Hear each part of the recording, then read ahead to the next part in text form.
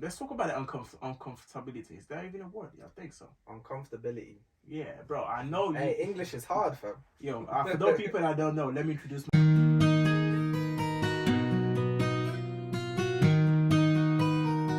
This is GetBackSeason, baby. Okay, so welcome back, everyone. This is episode 5. I like to believe, isn't it? It's 5, bro. Oh, so I'm Thomas. I'm Richie. Apparently, some people don't know who we are, so let's present ourselves. I guess I'm the guy with the white. Someone said I have a white voice, Yeah, I heard that still. Did someone tell you as well? Yeah, someone told me. They thought you were a white guy. Yo. What do black people have a deeper voice or what? I don't even know. I actually don't even know. Probably it's the accent. Anyway, yesterday was a struggle. We tried to record the episode. They didn't go as we wanted, but we're still back today to get it done. Hey, all I'm saying, for those people that actually do podcasts, I take my hat off to you, because literally sometimes handling the sound and everything, it's a mad thing. Yeah, when you got an improvised sound engineer like Mr. Richie. Yeah. Anyway, today, our topic is we want to talk about how we deal with wins and losses, and how we face every challenge that we actually encounter, I'd say. Mm-hmm. So yeah, what are you saying, Mr. Richie? Nothing much, I'm good, bro. I'm tired. What are you saying? Bro, I'm good. Went uni this morning. Mm-hmm. Came back now to record this podcast. You see the struggle. Yeah. Hey, it's get back season. Sometimes you have to go the extra mile, innit? Yeah. So you know what? Yeah. You know how everyone wants to win all the time. Yeah. But there's so much that comes with it, mm-hmm. and there's so much that you have to, let's say, face. Mm-hmm. And let's talk about the uncomfortability. Is that even a word? Yeah, I think so. Uncomfortability. Yeah, bro. I know. Hey, English is hard, fam. Yo, for those people that don't know, let me tell a bit more about myself. I'm Italian anyway. So if you hear any accent difference, yeah, I'm not from London or bro. Yeah, and I'm Jamaican Indian. I was born in Jamaica, but I left when I was younger. So obviously I derived from the UK, come into the UK, and I've moved everywhere. So my accent may sound from different places. But you sound British. Do I sound British? You sound British. British. All right. British. Anyways, let's get into it. So this week we're focusing on wins and losses. So Mr. Thomas, Go on.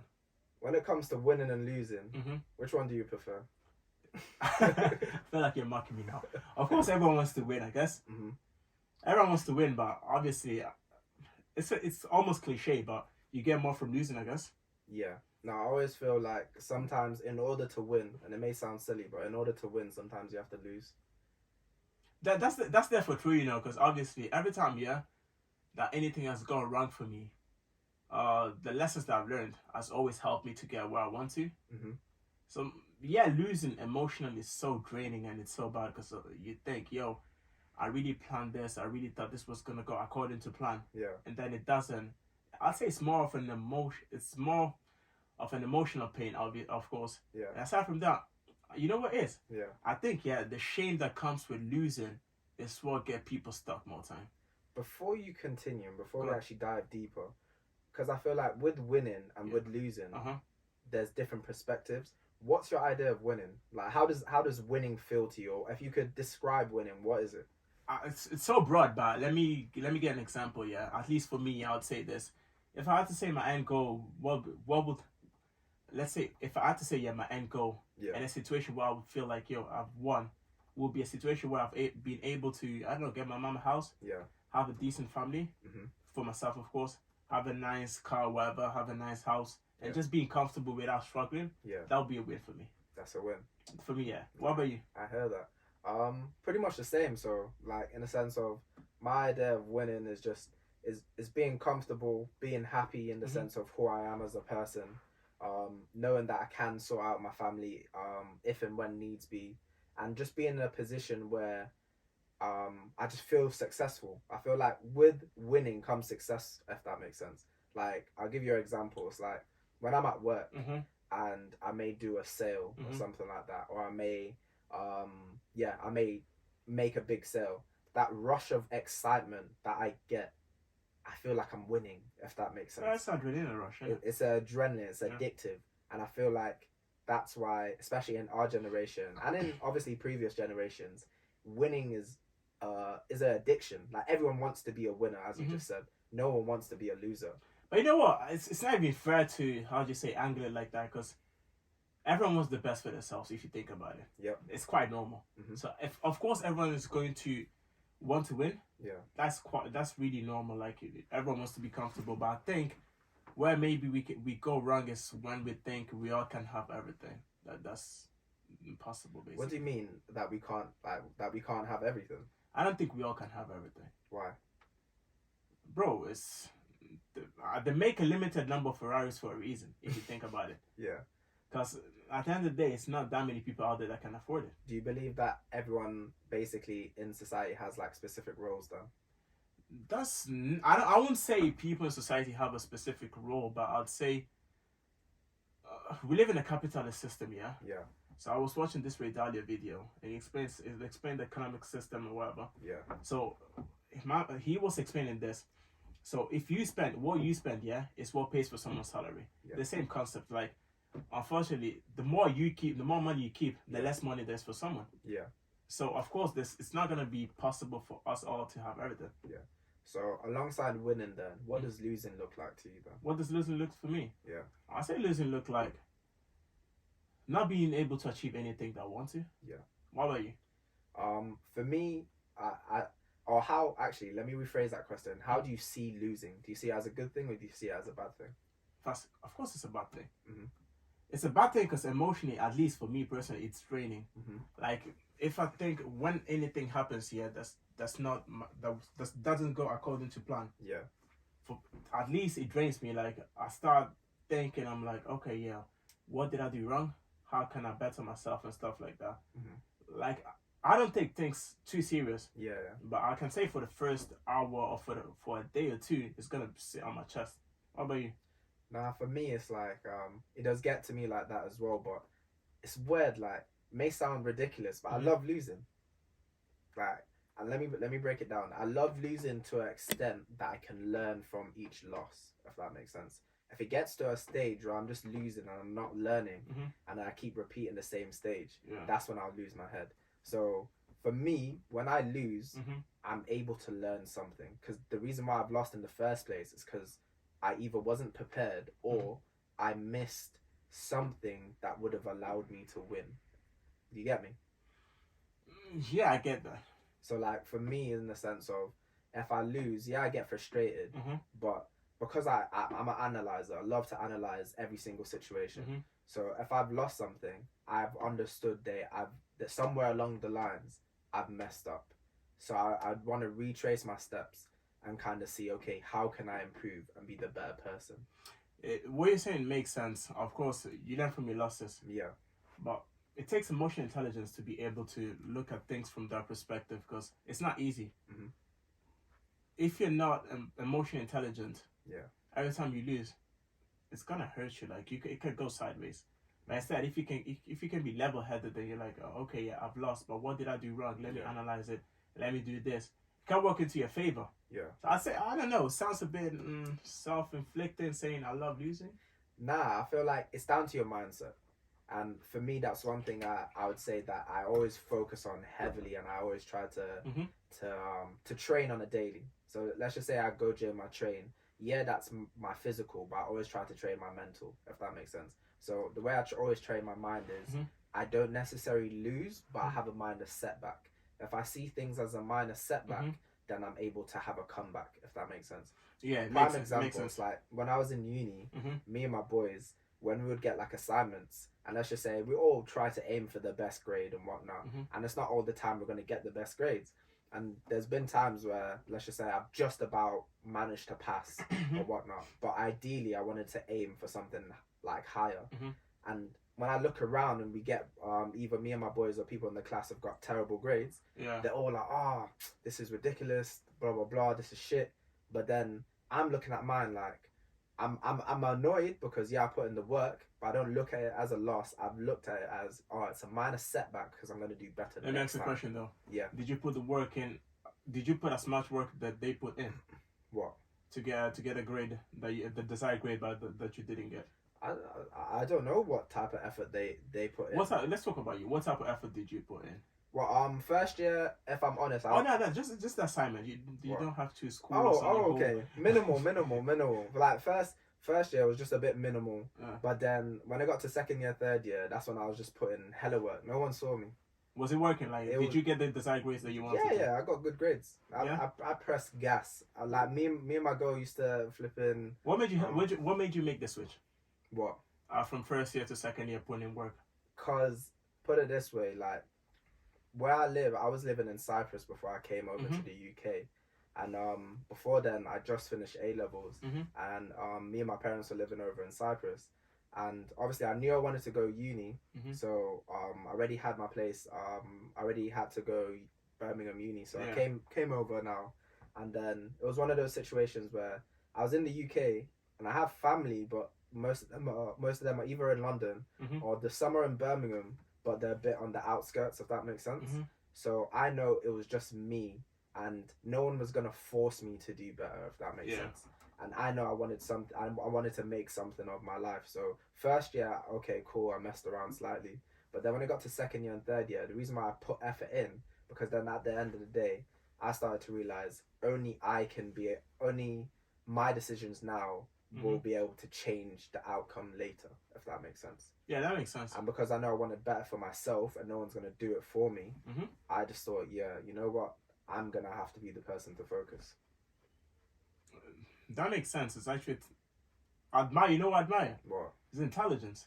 Because if you think about it, being able to make a decision by yourself, at 18? Yeah, I was 18. And think about, okay, I'm gonna switch and I have to put in work because I'm responsible for my own actions. Yeah. That takes a lot of maturity. I feel like it takes uncomfortability, and I feel like focusing on that segment, I feel like sometimes in order to win, you need to be uncomfortable. Yeah, it's true. You know the saying. Let's say you need to make sacrifices. You know the saying, but they say like pressure makes diamonds. Yeah. So for me, I work well when I'm under pressure, when I'm uncomfortable, because that allows me to think. If that makes sense. If I'm thinking, that means I'm using my brain. I'm using something that I've learned. So It's funny, yeah. But I literally, most of the time, cannot do things when I feel too comfortable. If I'm too chilled, I cannot do things. You lazy bastard. It's not even that. It's just if I'm too comfortable and I'm too chilled and there's nothing pressuring me, I don't really function well, I think. Yeah. So do you like being uncomfortable then? Yeah, I think so. Someone was telling me that I like to be stressed, but I don't think it's stress. I just like to be pushed by something, I guess. Yeah. But I don't know, by external force or something. When you're just too comfortable, or there's nothing really pushing you, I don't think you really put 100% in. What do you think? No, I feel like that's definitely true in the sense of if you're too comfortable, put it this way, if you're always that person, I think that's what made me lazy in the sense of first year, because I was always that person that I would get decent grades because not in a braggy way, I was naturally able to just catch things, if that makes sense. So if anything, I got too relaxed in the sense of knowing, I can look at the assignment in a week's time because I know I'll be able to pattern it, I'll be able to sort it out. So that way I got too comfortable. But as the workload got harder, I couldn't use that same strategy. So then I started to feel pressure. When I started to feel pressure, that's when I actually started thinking, because I wanted to get out of that situation. You don't want to be the person receiving the shit grades. You want to be the one that's like, I'm doing it. Oh, if everyone's getting good grades as well, you don't want to be the only one that, I don't know, get a pass. Exactly. Because obviously people are going to look at you like, oh, I feel like... Guy. Nah, definitely. And I feel like one thing that we're talking off air before we started recording, what were we saying about Kanye West? Oh, the Kanye West, yeah. So let's say his ability, to be able to picture things before they come into existence. It's mad. Yeah. He's actually one of them people that you think, okay, how do you imagine things and how do you keep the confidence? Like when I looked at his documentary, on Netflix, I was like, wow, this guy was actually going. And aside from that, he could have been comfortable just producing beats. Yeah, because he was making money. Yeah. But instead, he chose to be uncomfortable and go around and begging people for verses, begging people for studio time in order to win after a long time. So do you think he imagined himself winning before he actually won? I definitely think so, yeah. Definitely. I think his confidence is out of the roof. Because personally, I've watched episode 1 and a bit of episode 2. And the one thing I've realized, he envisioned himself. It's like there was no doubt in his head that he was never going to get to where he was going to be. It's like he knew. It's like you looking into the future. Yeah. You know how everyone always says, "Oh, I want to be a millionaire." Yeah. There's a difference between I want to and I'm going to, if that makes sense. Yeah, it makes sense. It's like he told himself, "I'm going to be successful. Doesn't matter what it is, I'm going to be successful." I kind of feel like this. So obviously, I keep watching videos and stuff like that, so I make reference to videos. Yeah. But there's this video that was saying, so the businesses that do not fail, 99%, apparently 99% of the businesses do fail. Yeah. So the businesses that don't fail are the ones that can keep going, even though they have roadblocks. Yeah. And even though they don't achieve what they've programmed for the first year, for the second year. Yeah. But they still look and find solutions. Those are the ones that can actually achieve stuff.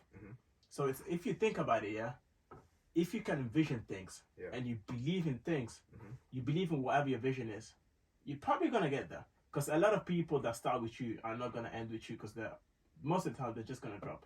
Exactly, and that's the unfortunate part. I feel like, especially with in our generation, we all have different perspectives, and how I see us, we're all consumers. If that makes sense. We buy into pretty much everything. Whether it's a person on Snapchat that's offering you quick money or get rich schemes, you're gonna buy into it. Or whether it's a celebrity trying to sell you some sort of brand, you're gonna buy into it. And sometimes we buy into the idea that being successful or making your dreams in a sense come true is easy. So once you do start and you have that perspective that it's easy and I actually realize it's hard, a lot of the times you crumble. Because you didn't go in with the right perspective. Yeah, that's true. Definitely true. Because everything is so accessible to us on Instagram and stuff like that. So people make it sound like everything is easy. So you think, oh, he's doing it, I'm gonna do it as well. But because you don't know what goes around in the background, you actually have zero idea what it takes. Exactly, and because one thing I realized with like Instagram and stuff, or just in general, people never like to focus on, or not even focus. People never like to highlight their losses, if that makes sense. Or people don't want to highlight when, like, if they're struggling. It's like, for example, like when you see celebrities or even people when it comes to business and they create something, they're all successful. They never tell you about the stresses that they faced beforehand or how they felt. You only see the good parts of their life, and then you buy into that. I think we said that in a different podcast, but at the end of the day, be honest, no one cares. It's true. That's the harsh reality. No one actually cares. But so getting back to the wins and losses, yeah. Yeah. How comfortable are you with sacrificing stuff to achieve your goals? Very comfortable. Are you? I will listen. Anyone that knows me, I've got a mindset in the sense of I'm going to make it. If that makes sense. I don't know how. I don't know when. But I always tell myself I'm going to make it. You know what's funny? Yeah. I have this conviction as well, but I kind of feel like mine's is a bit bad. Why? Because I think, between me and me, I'm so comfortable with the idea that I'm gonna make it. Yeah. And I'm so convinced that I'm gonna make it. You're comfortable with being comfortable. Yeah, that's what I'm saying. Yeah. So it feels like I don't really wanna rush nothing because I'm just convinced that I'm gonna make it. So I need to actually push myself. Yeah. Because obviously, if you're laid back, nothing happens. Very true. You have to be able to sacrifice stuff. And ask the question I asked you. I wouldn't necessarily say that I'm too comfortable sacrificing stuff. Yeah. I like to think that I know that I have to sacrifice stuff, but I don't always do it. You know what it is? I just come in the process of every single thing in life is a process. So if you want something, you're gonna have to put in 110% because someone out there, when you're sleeping, is doing 10 times work as you. So for example, like with this podcast, anyone that follows the podcast page or even follows us on personal pages, there's not a day that I don't push this podcast, if that makes sense. Going to that, yeah. That's the thing that I admire from you. Because thinking about it, bro, I don't like asking people favors and asking people to do stuff for me and stuff like that. Yeah. Or even looking like I'm begging or bothering someone. So but what I learned from you, is that you relentlessly post it every day. I might post it too, but not as relentless as you. Because after a while, I feel like, I'm begging people to do it. And then I'm like, people really don't do stuff when you beg them, I guess. But at the same time, I can say I've seen some results because sometimes the following number go up. I'm like, oh yeah, it's probably Richie that did something or shared this someone, and someone actually did listen to it. No, you know what it is? It's like, it can be a beg in a sense at times, but I see it as at the end of the day, even if I come across as a beg and I get that following or I get you to listen, it's one more person that we never had before, if that makes sense.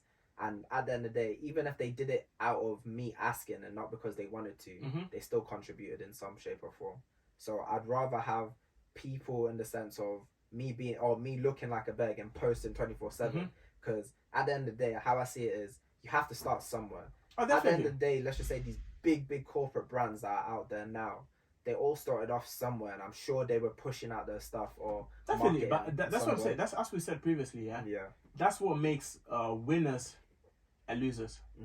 I like to believe that the mindset that you have, if you can find a good business with it, you definitely can win. No, definitely. If you can push and relentlessly not get hurt by things, you definitely can win. There's no way around it. Instead, I let's say I can push myself, but I need to subconsciously really push myself. It seems like to you instead it comes natural. You know what? To cut you, sorry to cut you, but I feel like it comes in a sense of natural, but then also I feed off of people, if that makes sense. That sounds so weird, but I feed off of the circle that I have around me.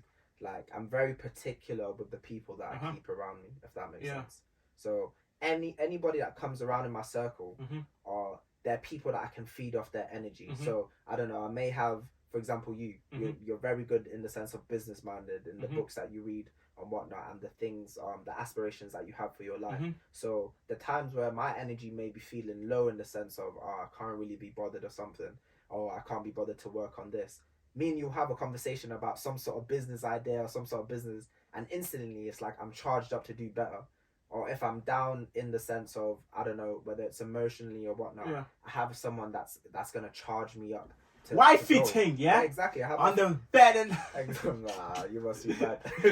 But I have my fiance that I can talk to, and I know she's gonna be there in order to keep me going, to motivate me. I have each and every, I always say, your circle should act as charging points for you, if that makes sense. Yeah, that makes sense. The people around you should be able to charge and feed your energy when you feel down, and vice versa. They should be able to look to you as well in some shape or form, and that you can benefit them at the end of the day. Yeah, that's definitely true. I think that absolutely makes sense. But so as we're talking about winning, so what you're trying to tell me is this: the people that you keep around, can help you win. No, definitely. I always see it like this: a birds of a feather flock together, isn't it? I you know what? I think it makes sense. Yeah. It's a figurative saying. Yeah. But it's not always like that, let's say. Yeah. Because I know people that do stuff and they're around certain people that don't do nothing. Yeah. So it's not always like that. But yeah, it makes sense. Because let me talk about myself, So last year, I was around other people, Yeah. And in uni or whatever, someone would say, oh, you know what, I'm comfortable with the 40 or with the pass or just a lower grade, Yeah. And I'll be like, you know what, 40 is alright, it's fine. But if you deep it doesn't make sense. It's true. Like, you cannot go to uni and be like, oh, I just want to pass. Instead, maybe I'll be around, this year I'm around this other guy instead that just wants first class. Yeah. And you actually, I think, you know what, between us human beings, there's a little competition sometimes between us that you don't want the other person to look down on you. You know what it is? What, you don't want them to look down on you? You don't want them to say I'm around you, Yeah. Bro, I'm around you, and I know you get an amazing job, whatever. Yeah. I'm gonna be happy for you. Yeah. But at the same time, I'm gonna want to do better for myself as well. Put it this way, Go on. One of my good friends, Trey, shout out to you, my guy. But you said something ages ago in church, many years ago. And he said, people want to see you do good, but they never want to see you do better than them. And that's fine. That's a fine saying. I think that's toxic. No, not in a toxic way. That's but toxic. I'm saying, if you see it in a realistic way, at the end of the day, if you get a great job, I'm going to be happy for you. Let's just say you become a millionaire tomorrow, I'm going to look at you and be like, rah, like, my bro's done it. He's making money, blah, blah, blah. But then at the end of the day, as much as I'm happy for you, I will either want to get to the same level as you or better than you. Yeah, you always want to do something. It's normal. I think that's human nature. Yeah. Like, of course, if the person is jealous and it's toxic, you have to get far from them. But if it's just a person that wants to do better for themselves, it's normal. It's unavoidable. Yeah. Don't you think so? No, I definitely feel like it's unavoidable, because it's one of those things where in that situation when you're seeing, especially let's just say you've grown up with that person, and you guys have come from the same area, everything, and then suddenly they've gone off and they've blown, and I don't know, they're now living a complete different life, but you're still where you are. At times it can be, I don't know, it can be overwhelming because you're just like, wait, we were once together and now you're gone here, and now if anything you're happy for them, but you want to get there too. Definitely, that's true. That's how the world works, and I think it's actually good. No, definitely. I think that competitiveness, it's actually good. It makes sense, because if you're gonna be around people that don't do nothing, you're gonna be nothing. So would you say when it comes to winning, and also losing, the right circle around you is very important. Well, having the right circle around you. I think that having the right circle is very important. Yeah. But at the same time, you don't have to look down on people like, oh, he doesn't want to do this, he doesn't want to do this. Because I feel like everyone has their own definition of what a win is. Yeah. And everyone has their own definition of what they want. Because I think nowadays everyone wants to push people to become CEOs, whatever. And not everyone wants to be a CEO. That's what I'm saying. Some people are actually comfortable doing their little 9 to 5 as the Tesco. I'm not bashing none of them, by the way, but I'm saying some people are generally just comfortable either doing like an average sales job or working in a supermarket. As long as they're comfortable and they're going home to their family, that's their happiness. Bro, that's their idea. And that's perfectly fine. That's perfectly fine. I feel like maybe for us instead, if let's say if you've never had nothing, or if you didn't have it really good, I think it's normal that you're gonna be hungry to want more. Yeah, you're gonna want more because you've never grown up around seeing people having more. Yeah, if that makes sense. So when you get the opportunity, it's like when I was growing up, my mom always used to say, like, we've come here now, we've come to the UK, you have that opportunity, seek it, like take every single thing as it comes, like. And I've always seen that, and I'm like, I see it as worse because I'm the firstborn, isn't it? So I see it as it's my responsibility in a sense to do all that I can with this opportunity my parents has put me in. And think about it. Do you think, you'd be doing the stuff that you're doing if your parents didn't put the pressure on you? Nah, I'm not gonna lie. I wouldn't. And the worst thing, when I was younger, I didn't realize, because I know it was a sense of they used to be on my case. Okay.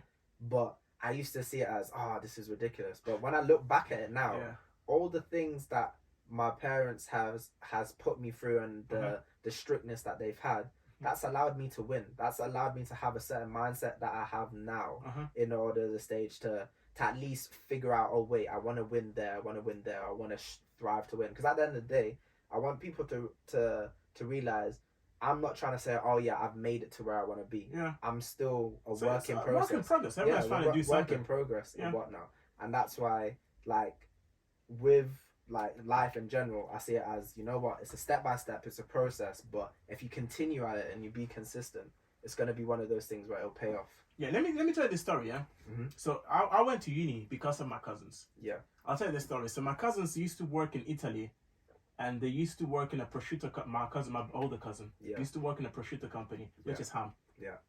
So he was working there, and he was just a normal warehouse worker. Yeah. So out of nowhere, obviously in Africa there's this secrecy. Yeah. And Africa it's I think, I don't know, maybe Jamaica as well, but it's a bit weird where you really don't tell others what you're doing. Yeah. Which can be good or whatever. So after a while, I found out that my cousin was going to America, was going to uni. Yeah. From Italy, and that was huge. Yeah. Because even though he would have gone to uni in Italy, he was going to uni in Italy, but it was taking him ages, and he probably wouldn't have done anything. But instead, he went to America because his younger brother went first. Yeah. And he went to an Ivy League school. It's just the equivalent to the Russell Group unis over here. So he went to an Ivy League school, my younger cousin. Yeah. And then his older brother went as well. And so my older cousin works on Wall Street now. Oh, wow. So I was like, yo, if this guy did this, there's no reason that I have to be comfortable and not try and do better. Yeah. So that's what I'm saying. So the people around you are always going to make a difference. You have to see people doing stuff sometimes for you to actually feel pushed. Yeah, because I see it as this way. Seeing is believing. And I remember, like, when I used to do a lot of sports here when I was younger, and I remember watched this documentary years ago, many decades ago. They used to have this thing where athletes could never run the 4-minute mile. Yeah, Mm-hmm. doctors said it was impossible, and if you ever your body couldn't actually stretch to that capability of achieving that. And then I'm not going to quote the date because I don't want to give people the wrong information, but I remember there was this one athlete, he did the 4-minute mile. Yeah, he ran the mile in 4 minutes. And then when he started running the mile in 4 minutes, a whole array of different athletes started running that mile. And it got me thinking where he ran it, and then clearly because of someone else saw that he could reach that level of success in the sense of he managed to get his body to that level to run that 4-minute mile. You had more people running the 4-minute mile, if that makes sense. It makes sense. So the fact that someone else has done it and you can actually see them achieve it, you know that it's achievable. If you know something's achievable, I think you know what it's actually something that's studied in psychology. Yeah, I think they call it self-image. So what if you can picture things, and see them, you can actually achieve them if you can keep pushing through. Put it this way, and I think that's what gives me the I would say the confidence when I start something. Not in a I always say not in a cocky way, but I always try to say, we have in the studio cocky man. Move. But not in a cocky way, in the sense of I have the confidence. If I say I'm going to do something, I have the confidence I'm going to achieve it. And going down to, I may not know the time. It's like, for example, when I was in uni, I started doing my driving lessons and whatnot. But before that, I already said, oh yeah, I'm going to do my driving license. I'm going to do this. I'm going to get that specific car, blah, blah, blah. And I kept on going. I didn't put a date on time of it. Managed to bang out my driving and get that specific car. You know how I got my license? What? So I was in Italy, and there was this friend of mine that got his license. One of my best friends. He got his license before me. So I used to ask my father's car, and he's the one that would drive the car because I didn't have the license at the moment. Yeah. He always used to moan, and even sometimes he used to just talk too much for my liking. I was like, he's done it. Why can I not do it? Yeah. And I promise you, So after 6 months, I had my license. Exactly, because you saw him do it first. Aside from seeing doing first, but I got the push as well. Yeah. I couldn't feel comfortable not having it, and I don't like he's my friend, so we are the same in it. So why am I not gonna do it? Yeah. No, exactly. But so what do you think is that about speaking things into existence? So for me, that's what I'm trying to say. Like, speaking things into existence is very important because growing up in the church, they always used to say that the tongue is very powerful. So in the sense of what you speak will come to fruition. So I'm a strong believer in that. So if I speak something now, you even know how I am. If I when we create something, when we have an idea, I don't say, oh, if it goes well. I always say it will go well. If that makes sense. So I will change the wording to make sure not if I may do it, but I will do it. So if I'm speaking those words, I believe I will get to that stage. And for me, I remember one time I was watching this Bugsy Malone interview, and his story is crazy. But one time I was watching his interview, and he said where people normally get it wrong. I'm not even going to say wrong, but we'll say it for that argument's sake. But where people normally get it wrong, they have an idea and they say, oh yeah, I'm trying to get there in 2 years. Or let's just say I say, oh, I want my dream house. I want my dream car. Cool, you've just said a dream, you've spoken it, but describe it. Why don't you describe it? He said how he got to where he is today, he described every single thing down to a T to himself. If he sketched a house, he said when he was in prison, he sketched a house on a piece of paper. And he said that's going to be his dream house. That's crazy. But he didn't just sketch the house. He said, it's going to have marble flooring. It's going to have, I don't know, a leather sofa, orange leather sofa. I'm going to have this picture, that's this crazy. frame. So when you start to go into detail and you start to be specific in the things that you want, you're speaking those things to existence. So when you actually get there now, or if you keep being consistent in what you're doing, because you've spoken it and actually apply the action, because you can't just speak about something and not do it. You have to be applying the action as well. If you get those two right and you be consistent and you actually speak every single thing into fruition and you be detailed with it, I personally don't believe why you cannot do it. There's no reason why you cannot do it, as long as I think you're very realistic, I guess. Yeah, obviously, let's just say you say, today, I don't know, you're just sitting here and you say, by tomorrow I want to be a millionaire. That's not realistic. Nah, that's not even going to slide. That's definitely not going to slide. So you have to be realistic on what you speak. But at the end of the day, as long as you're speaking positiveness. Like with me, anybody that comes across me, you could tell me the most craziest idea. I'm not gonna bash you and say it's crazy, but I'm gonna try look at the more realistic part, and I'll say, yeah, speak that into existence. That's actually a good point. Because Mm-hmm. if you talk to me about ideas, Yeah. I kind of like to overanalyze things. Yeah. So if it's really, really a bit crazy, I'll probably tell you, nah, I don't think this can work. Yeah. But I think once my brother does a bit of promoting in Italy, innit? Yeah. So he was trying to bring this artist who was not popping at the moment. Yeah. And I thought, you know what, I thought this was gonna flop. Mm-hmm. Because you know with events, bro, the moment it flops, all the money's gone. Mate, when you flop, yeah, you can kiss that money goodbye. All the money's gone, yeah? Mm-hmm. So he invested not too much money, but he invested a lot. Yeah. So the day, yeah, I think 800 people turned up. Huh? And I was shocked. So that was a moment that I was like, okay, yeah, I need to maybe view things from a different perspective as well. Yeah. And maybe analyze things, but know that it's not an absolute truth. No, definitely. Because think of it like this. It takes one situation in life for your whole world to change. Definitely, yeah. And that's why, going back to, let's just say, how I post, and I'm always like posting in the sense of podcast, because I'm trying to think of it. It just takes, perfect example, yeah, Right. now that it's popped up into my head. Just an insight for everyone that's listening, yeah. When we were creating this podcast and we spoke about a topic, we had a specific clip, yeah, that was posted on our Instagram. And I said to him, at the time we were mentioning Reese. Yeah? Oh, yeah. And I said to him, by the way, to add context, Reese, that owns Manet d'Ivoire, to add context, I said to Thomas, I said, look, when we post this, yeah, I didn't say I guarantee you, but I said, trust and believe, like, he's going to see it, yeah? That's what I said to Thomas. And Thomas said, yeah, like, if he does, then that's good and whatnot. I said, no, bro, I guarantee, yeah. Oh, yeah, but post it, he's going to see it. Because you know what? I feel like maybe you're emotionally a bit better than me. Yeah. But I don't like to put the pressure on me and have in my head that something's going to happen. Yeah. Because if it doesn't happen, I'm going to feel down. No, but this is the thing. This is what I always say. I don't put a timestamp of when. So even though I said, yeah, when we post it could be, yeah, we posted it now, but he may not see it until 2 years later. Oh, no, I'm an impatient person. I don't have that at type least of you've patience. seen it. So when we posted that clip, within I think the first hour, 2 hours, my man commented. Yeah, and I remember the feeling that we got, because that was the feeling for me. I was like, we won. I'll tell you this. That's the thing that I read even today. Yeah. Because that's the thing that I don't do. Celebrating little wins.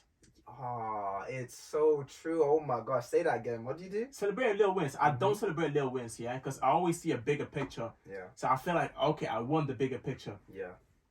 But in this case, yeah, the fact that he commented probably did something to your soul or something, and you felt like, oh, I can actually keep going. Because even though he didn't say some mad words or whatever, he put a box there. Yeah. You're like, okay, yeah, mama saw it. And he even took his time to comment it. Yeah. So maybe what I said makes sense, or maybe I do have some potential. Yeah.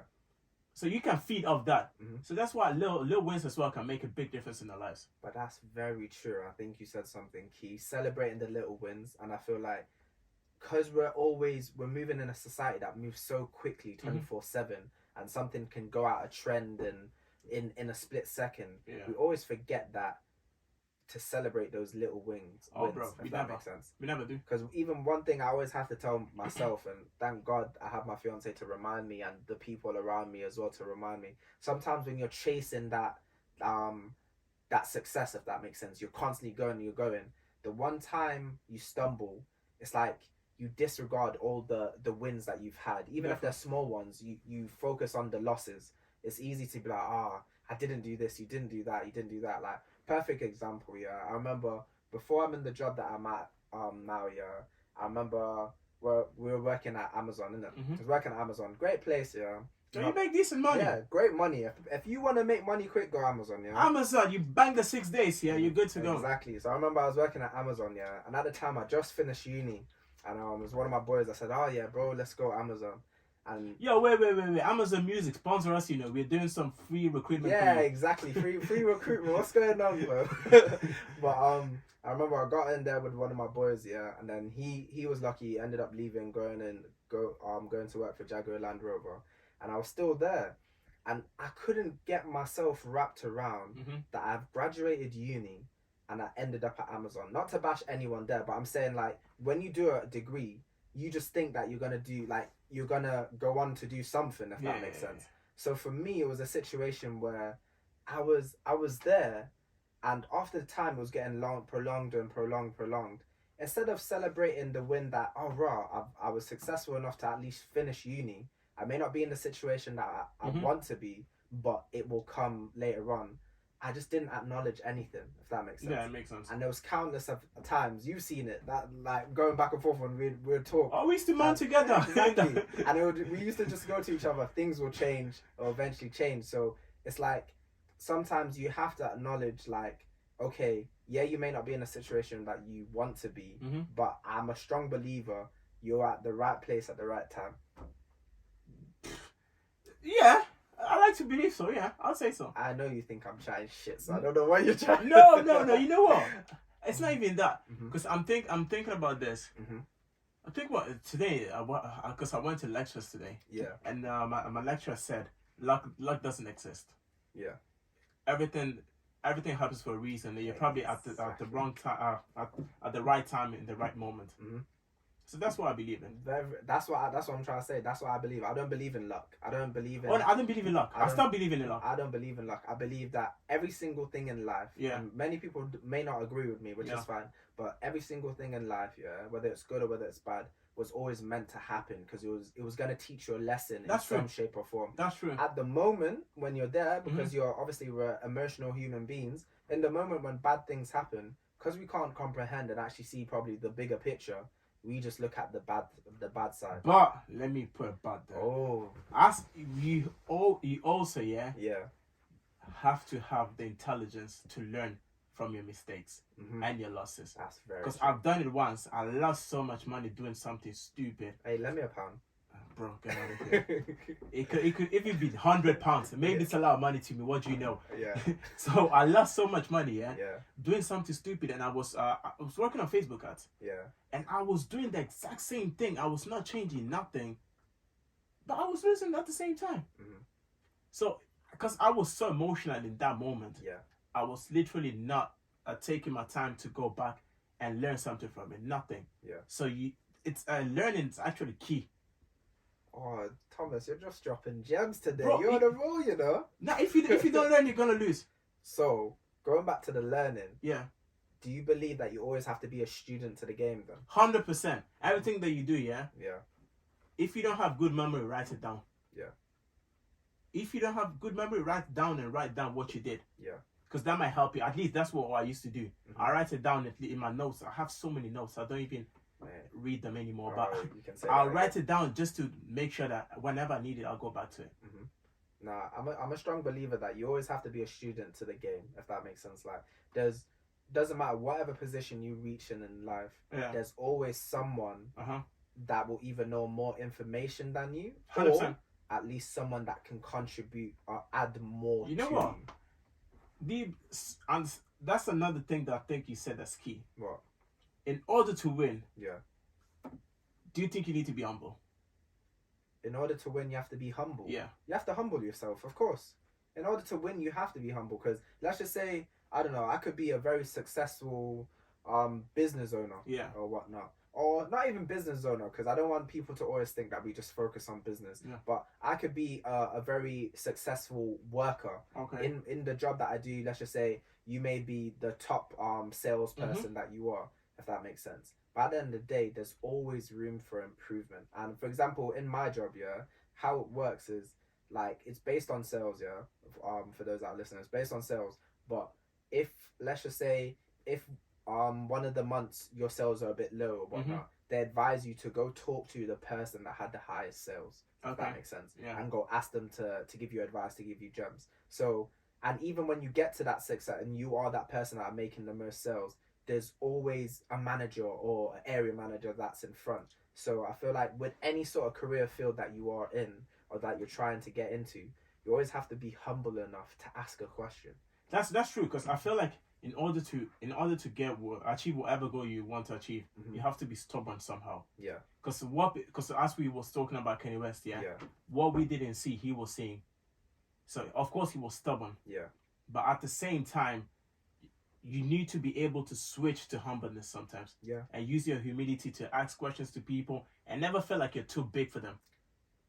Speaking of Kanye West, it was one of the best examples that I can use.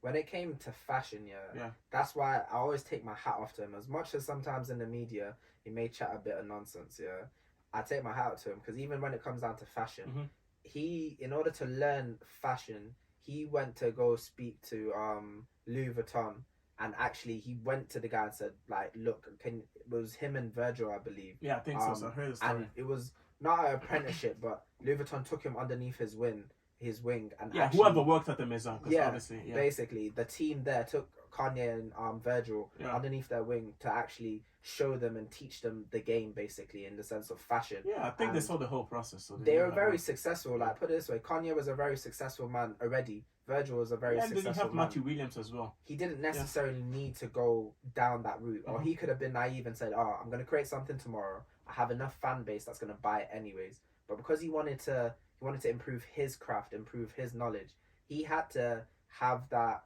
He had to put his ego aside to say, "Look, I'm going to be a student and I'm going to learn." You know what I think? Yeah. From hearing what you said, Yeah. I feel like our society now sets us up for failure. What do you mean? I feel like nowadays there's so much freedom, that our society makes us think that you literally can do everything and whatever you think, as long as you feel good, it's alright. Yeah. And that's complete nonsense. What was that saying back in philosophy and ethics? It's better to be a pig satisfied than something unsatisfied. I forgot what it is, but that's very true. It's in the sense of we just always. What did you say? You always just want to be satisfied. Nah. What I'm saying is this: our society, makes us think that you can do whatever you want, as long as you feel good. But that's not true, because to get to whatever you want to achieve, there's a process to it.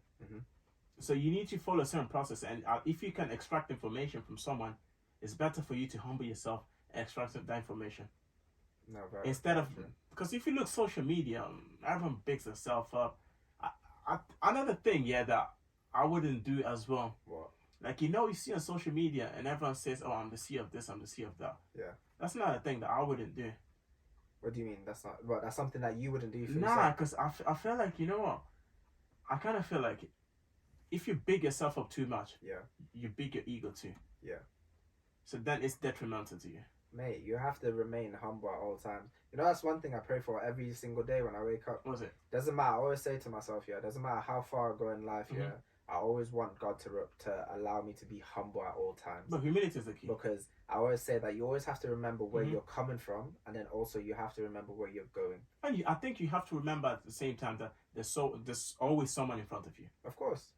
So that might be something that helps you humble yourself. Yeah, there's always someone in front of you, and plus, I feel like what people need to understand, especially if they want to go further in life, there's nothing wrong with actually asking questions. Oh, this is not a set rule. We don't want to make it look like we're preaching to you. Yeah. But that's what we will try to implement and do. Yeah, like if I was doing anything, like, as I said, it's advice that we're given, but you can take it or leave it. Like, it's just one of those. Let's say it's advice that we've given ourselves as well. Yeah, exactly. These are things that I use on an everyday basis for myself. At the end of the day, when it comes to growth, I ask a million questions. If I don't understand something, I'll ask questions until I do. Bro, I ask so many questions. Certain time people hate me. Exactly. but at the same time, I think I ask questions better from to people that actually maybe they're doing something that I do admire. If I see you doing something that I admire, I think it's easier for me to humble myself and ask you questions. No, definitely. So maybe as human beings, we're not able to ask questions to people that we feel like are on the same level as us. So summing up, when it comes to wins and losses, what would you say? What type of aspects would you need to have about yourself, or what type of qualities would you say that you could apply in able to win? For me, I'll say let me list them. For yourself. For myself, I think emotional intelligence. Yeah. Because you need to be able to get back up. Yeah. It's get back season. And secondly, humility. Yeah. And thirdly, you need to be able to ask questions and listen. That's very true. That's the three fundamentals for me, at least. Nah, what about you? What do you think? For mine, it's perspective. So always being able to look at different angles. Okay. The circle, for me personally, circle that I keep around me, because as I said, when I'm feeling low, as much as I'm human or as much as I have a certain mindset, I need other people to help me, if that makes sense. Please. I'm never afraid to ask for help, if that makes sense. If I need help, I will actually say that. So I feel like that's very important. And 3 as well, envision where you're going before you get there. Oh, that actually makes sense. The last part is the hardest thing to do. But if you can do it, I think you're 100 miles ahead of everyone. That's the last part. I feel like you need to envision yourself before you get there.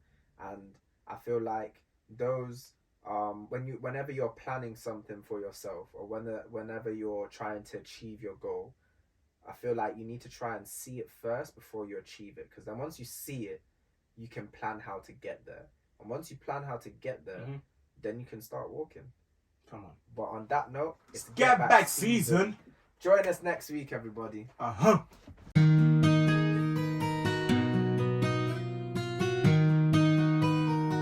This is Get Back Season, baby.